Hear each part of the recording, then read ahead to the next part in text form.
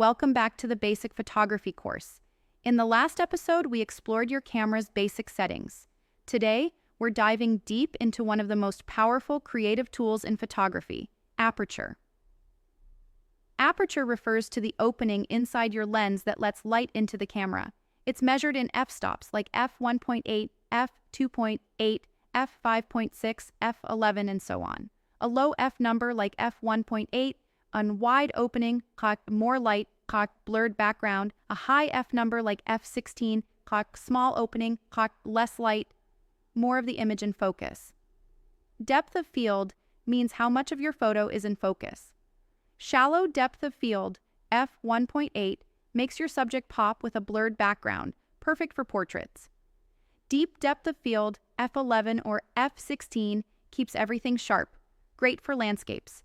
A portrait at f1.8 with creamy background blur, bokeh. A landscape at f11 with everything in focus. Aperture also controls how much light hits your camera sensor. Wide apertures, f1.8, are great for low light.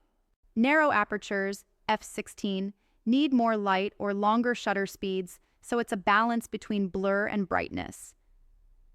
Let me show you real photos I just shot using different apertures. See the difference? The lower the f number, the blurrier the background. Set your camera to aperture priority mode, A or AV. Choose a subject like a cup or toy on a table. Now take 3 shots, one at the lowest f-stop your lens allows, like f1.8 or f3.5, one at f5.6, one at f11 or f16. Compare the results and observe how the background changes.